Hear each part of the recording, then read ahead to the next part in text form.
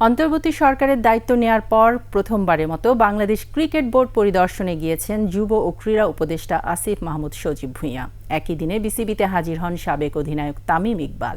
পরে ওই ওপেনারকে নিয়ে বিসিবি প্রাঙ্গণ ঘুরে দেখেন ক্রীড়া উপদেষ্টা। পারভেজ খোকনের রিপোর্ট। একমাত্র ওয়ালটন এসি দিচ্ছে 1 বছরের রিপ্লেসমেন্ট গ্যারান্টি।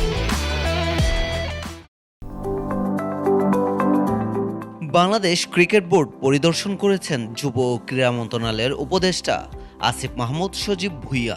এদিন বিসিবিতে আসেন দেশ সেরা ওপেনার তামিম ইকবালও। আসিফ মাহমুদ ও তামিম ইকবালের পদচারণায় প্রাণচঞ্চল হয়ে ওঠে মিরপুর শেরেবাংলা জাতীয় ক্রিকেট স্টেডিয়াম। আনুষ্ঠানিক পরিচয় পর্ব শেষে বিসিবির প্রেসিডেন্ট বক্স ঘুরে দেখেন আসিফ। এরপর ভবন থেকে মাঠে প্রবেশ করেন তারা।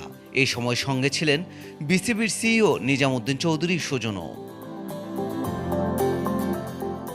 মাঠে প্রবেশের পর ড্রেসিং রুমের সামনে থেকে ইনডোরে যান নতুন উপদেষ্টা। সঙ্গে ছিলেন সাবেক অধিনায়ক হাবিবুল বাশার সুমন, শাহরিয়ার নাফিজরা। পরে মিডিয়া রুমেও প্রবেশ করেন আসিফ মাহমুদ। এছাড়া একাডেমি ভবনে যান তারা। নতুন দায়িত্ব পাওয়ার পরে আমি আমাদের ক্রীড়া মন্ত্রণালয়ের অধীনে যেই ফ্যাসিলিটিসগুলো আছে সবগুলোতে একটু ঘুরে দেখছি। আজকে বিকেএসপিতে যাওয়ার কথা ছিল, যেতে পারিনি। ক্রীড়া পরিদপ্তর সহ এখানে বিসিবিতে আসা হয়েছে।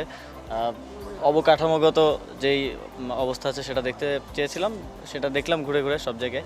নারী ও টি-20 বিশ্বকাপ নিয়ে চলমান সংকট নিরসনের উপায় খুঁজে বের করতেই বিসিবিতে আসেন বলে জানান আসিফ মাহমুদ। নারী ক্রিকেট দলের সাথে দেখা হলো। তারা সামনে উইমেন টি-20 ওয়ার্ল্ড কাপ খেলতে যাচ্ছে এবং যেই ব্যাপারগুলো এখানে উন্নয়নের প্রয়োজন আছে সে ব্যাপারে একটু নোট নিলাম। আশা করি সামনে এগুলো আমরা ঠিক করে দিতে পারবো। এদিকে একই দিনে তামিমের বিসিবিতে আসাটা অনেকটাই কাকতালীয় মনে হয়েছে ক্রিকেট প্রেমীদের কাছে। কেন এই দেশ সেরা ওপেনার বিসিবিতে এসেছিলেন সেই কারণটাও জানা যায়নি। অভিজ্ঞতা বিভিন্ন তাদের এক্সপিরিয়েন্স একজন আরেকজনের সাথে শেয়ার করেছে, এক একজনের এক একটা এরিয়াতে এক্সপিরিয়েন্স। এই বিষয়গুলি মোটামুটি কথা হয়েছে। স্পেসিফিক কোনো আপনারা যেটা জানতে চাচ্ছেন বা বুঝতে চাচ্ছেন এরকম কোনো বিষয়ে কথা হয়নি। বিসিবির অবকাঠামোর সুযোগ সুবিধা পরিদর্শন শেষে কর্মকর্তাদের সঙ্গে মত বিনিময়ও করেন উপদেষ্টা আসিফ মাহমুদ। পারভেজ খোকন, 21 টেলিভিশন।